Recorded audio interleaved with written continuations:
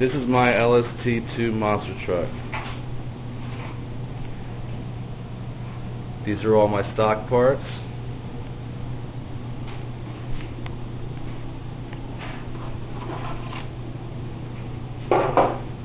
What I changed was the front suspension, put heavier springs,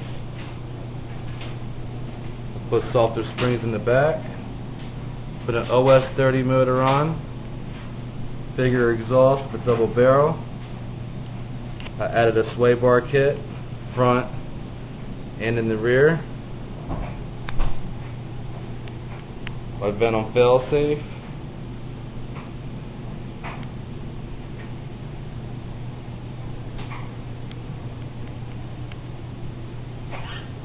And that's about it for right now.